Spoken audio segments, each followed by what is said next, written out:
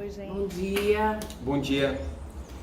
Hoje a gente veio falar sobre um tema que ontem o Senhor despertou em mim durante um estudo, um devocional que eu estava fazendo com os meninos, em que a gente estava colocando as metas das férias e as metas até o final do ano.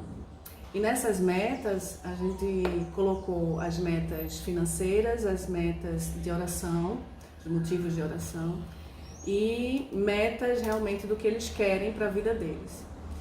E surgiu uma questão que é justamente da meta financeira, por isso que eu falei para Gelson hoje, para a gente conversar sobre esse tema, que é a ansiedade, que um dos nossos filhos, o mais velho, ele quer aplicar, ele quer fazer aplicações, né? A geração deles é uma geração que vem despertando cada vez mais cedo para isso.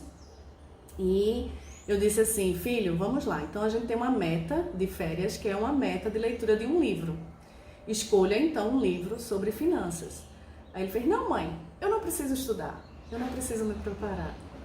E aí eu lembrei de como a ansiedade pode atrapalhar inclusive os planos de Deus.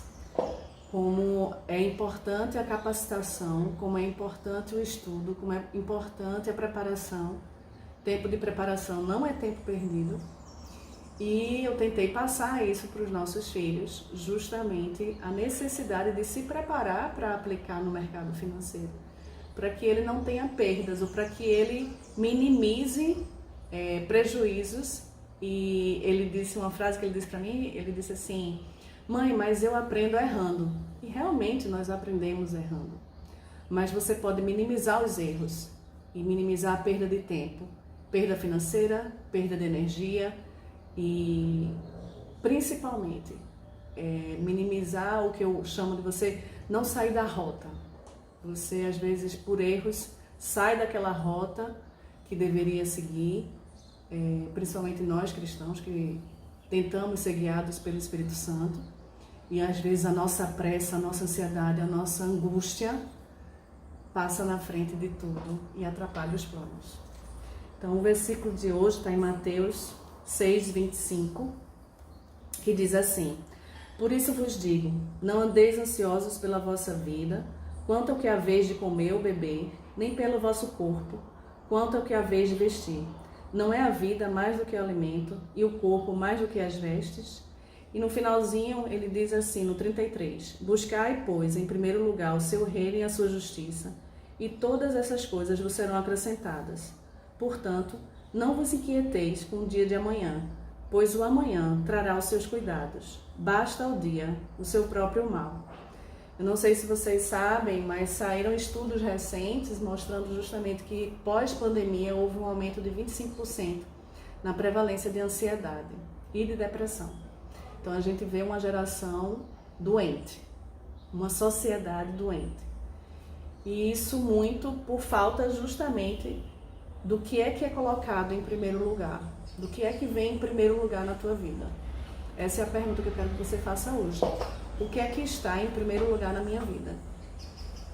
O versículo anterior é a chave para você entender a praga da ansiedade, a praga da depressão, a praga das estatísticas de suicídio da nossa geração. Não só pós-Covid, imagina, aproximadamente 25% do mundo ocidental, do mundo moderno, do mundo pesquisado, com algum problema psicossomático relacionado à ansiedade, depressão, suicídio.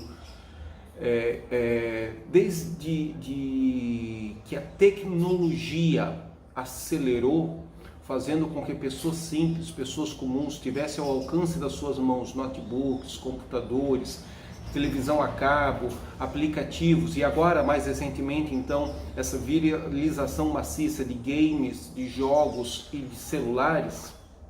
E redes sociais, redes sociais, essa tecnologia acelera o cérebro de uma forma assustadora, equivalendo ou piorando até os efeitos químicos de uma cocaína, de uma heroína ou de qualquer outro tipo de tóxico. Gerações anteriores, talvez a droga era a maconha, era o ópio para a pessoa ficar lenta, passiva, zen, calma, retardada. Agora não. Nessa geração atual, a droga, ela é o êxtase, ela é a cocaína, ela hiperacelera o comportamento. E o versículo anterior, o 24, é a chave para entender a nossa crise de ansiedade. Ninguém pode servir a dois senhores, porque ou há de odiar a um e amar o outro, ou se dedicará a um e desprezará o outro. Não podeis servir a Deus nem a Mamon. A pergunta de Mônica está diretamente ligada à sua resposta com o versículo que antecede o ensino de Jesus sobre ansiedade. Ele vai começar agora a desenvolver uma teologia, acho que de uns 8, 9 versículos ali, dando chaves e dando segredos de como resolver a bronca da ansiedade na pós-modernidade. Mas ele estava 2000 anos atrás. Ou seja, ansiedade é uma praga que persegue o homem desde o Éden. Desde que Adão e Eva saíram do Éden e recebem aquela sentença: do suor do teu rosto comerás o teu pão, a terra, Adão, vai te dar abrolhos, cardos, espinhos. Eva, você está lascada, vai parir filhos, vai dar à luz com dor, e serpente, você vai rastejar na terra. Tem umas privilegiadas que ficam anestesiadas e fazem a cesárea, mas no pós-cesáreo vai doer os pontos e o remendo do médico. O fato é que desde que o homem sai do Éden, essa crise de provisão financeira, essa crise de existência, de sobrevivência, essa crise de lutar com uma terra que tem ordem de nos entregar espinhos, ela começa. 2000 anos atrás, na Palestina, não tinha Netflix, não tinha YouTube, não tinha Instagram, não tinha Facebook, mas já haviam pessoas ansiosas, ao ponto de Jesus construir uma teologia complexa, madura, de como vencer essa ansiedade. Pode ser a ansiedade para arranjar alguém para casar, pode ser ansiedade para mudar de cidade, mudar de país, trocar de casa, mas me parece que de todas as raízes de ansiedade, a financeira é a principal. Porque no versículo anterior, Jesus está falando de Mamon e está falando do pai dele. Tem que escolher entre Deus e o dinheiro, entre Deus e Mamon. E as riquezas. E aí, na sequência, ele fala da crise de ansiedade e culmina com o versículo que Mônica já leu, se eu não me engano é 33, né? Buscar o reino de Deus e todas as outras coisas nos ser acrescentadas. E lembrando que nós, né, cremos na prosperidade. Nós entendemos que o motivo de você prosperar nessa terra é maior do que você. É justamente para que você realmente abunde, que você tenha abundância e possa trabalhar muito mais e de forma muito mais eficaz para o reino de Deus.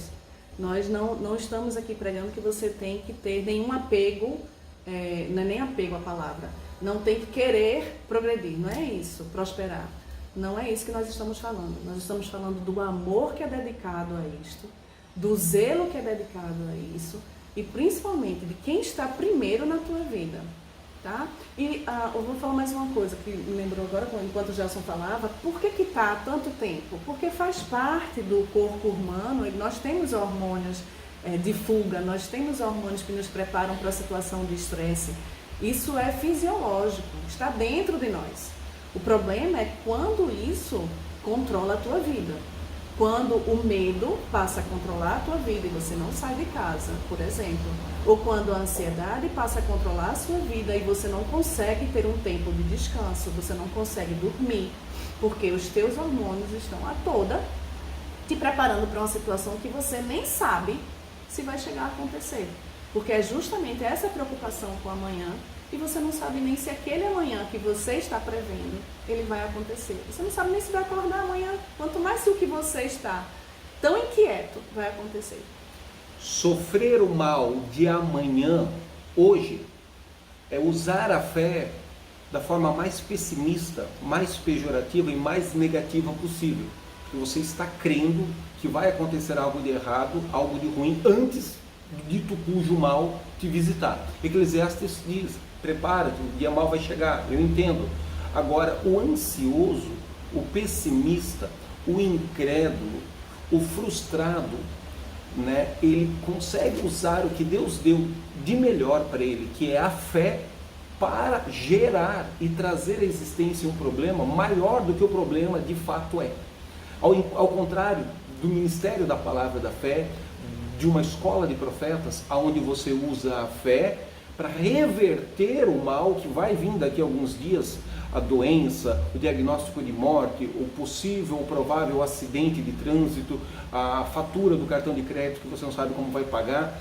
Então, em vez de usar a fé para trazer à existência a solução, o cara fica preso num lugar do mundo espiritual, num lugar do mundo emocional, onde ele usa a fé para o errado, para o mal, para o pânico, para a dúvida, para a incredulidade. Vamos parar de usar a nossa fé para trazer à existência o mal. Jesus disse, cada dia tem o seu mal. Por que tu está trazendo para hoje o mal do final do mês? Por que você está antecipando para agora o mal da próxima semana?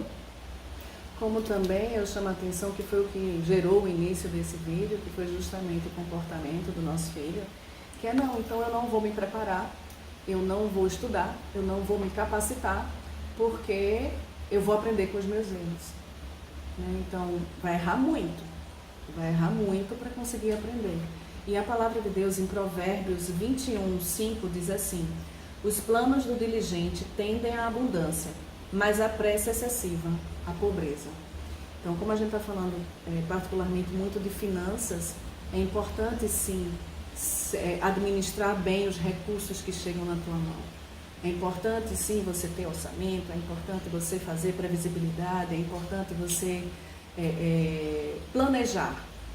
Isso está, inclusive, como eu acabei de ler, na palavra.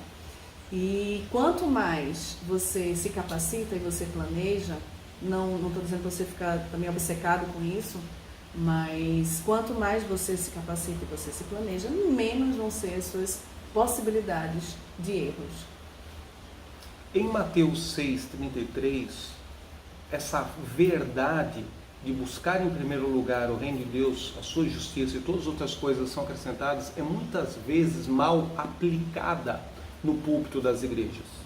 E aí dá esse gatilho psicológico que eu vi na mente do meu filho.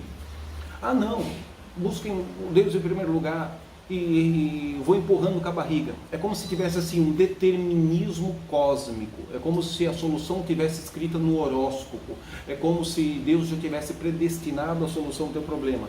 É tanta bobagem teológica, é tanto ensino de narrativas fora de contexto que gera uma falsa sensação de que vai dar certo sem eu ter que guerrear, de que eu vou encontrar a paz sem eu ter que vencer a guerra, de que eu vou ter a solução da provisão financeira sem eu ter que ser diligente. E isso gera uma multidão de frequentadores de igreja frustrados com Deus. Mas é uma frustração elegante, é uma frustração discreta. Eu estou amargurado com Deus, porque afinal de contas eu não paro de vir aqui na igreja, ajudar a arrumar as cadeiras, mas tudo está dando errado na empresa, no emprego ou na formação acadêmica escolar. Então ele não tem coragem de xingar a Deus e de falar publicamente dessa frustração elegante e silenciosa que ele carrega dentro dele. E por que ele está frustrado com Deus? Porque alguém aplicou Mateus 6,33, buscar em primeiro lugar o reino de Deus e a sua justiça, todas as outras coisas vão ser acrescentadas de uma forma errada. Buscar a Deus em primeiro lugar, sim, porque o versículo lá em cima começa o raciocínio perguntando, quem é o primeiro na tua vida, Mamon ou Yahvé? É Jeová ou é o dinheiro? Então por isso que ele está fazendo agora uma aplicação final da pergunta que começou o raciocínio de Jesus lá em cima. E o segundo versículo ele fala sobre ansiedade. Então agora ele está fazendo a aplicação final, não busque a Mamon, busque o reino de Deus em primeiro lugar. Agora, buscar o reino de Deus em primeiro lugar não se torna um religioso chato, alienado, dentro de uma rotina eclesiástica e que você não estuda, não se forma, não tem uma empresa ou um trabalho biocupacional. Isso tem limitado o potencial profético de muitos homens, mulheres jovens e adolescentes de Deus, às vezes até vocacionados para o ministério, outras vezes não se encontram vocacionados para o ministério, mas no mundo secular, da formação acadêmica, da formação profissional dele, ele empurra com a barriga e diz: não, eu não tenho que ler, eu não tenho que buscar um conhecimento técnico e sistemático nessa área. No caso da nossa família, na reunião de ontem à noite, mercado financeiro, como investir e aplicar dinheiro, ler um livro técnico específico sobre isso. Não, vou aprendendo, Deus é comigo, eu tenho fé, eu sou filho de Deus, eu sou filho do rei. E no final ele termina frustrado com o próprio Deus. Questiona a justiça de Deus. No final, Deus que é o culpado. E se você não tiver culpa de botar a responsabilidade em Deus, o segundo personagem que mais recebe as nossas acusações é o diabo. Não, deu errado por causa do diabo. Acredito que o diabo atrapalha e tem que ser amarrado em nome de Jesus. A terceira pessoa é o esposo. A terceira pessoa é o cônjuge, quando tudo dá errado. E muitas vezes a raiz está aqui, ó, na falta de diligência. A gente está brincando com isso, mas isso é motivo de muitas separações. Muitas separações, tá? O lado financeiro, como se trata o dinheiro e a maneira como se trata um com o outro em relação a isso. Porque viemos de culturas diferentes, de famílias diferentes, de maneiras diferentes de tratar o dinheiro, mas graças a Deus que temos um Deus, que servimos a um Deus e que Ele nos dá na sua palavra também, nos fala muito sobre como devemos administrar o dinheiro. Então pode guardar a frigideira, pode esconder a enxada, nada mais de planejar o machado na cabeça do marido ou da esposa aí na sua casa. O reino de Deus chegou com a sua justiça, paz, amor, graça, libertação, maturidade e provisão financeira. Eu vou fechar, nós já estamos quase em 16, 17 minutos desse vídeo, com Salmo 27, 13 e 14. Pereceria sem dúvida se não cresce, se eu não fizesse um exercício de fé, que veria a bondade, que eu experimentaria a misericórdia do Senhor na terra dos viventes. Claro, você não experimenta a bondade de Deus no céu, você experimenta a misericórdia, o livramento, a provisão, a bondade de Deus aqui, na terra, nessa manifestação efêmera, temporária e material. Espera no Senhor, anima-te e Ele fortalecerá o teu coração. Espera, pois, no Senhor teu Deus. Te abençoo com essa palavra, em nome de Jesus. Amém. Até amanhã.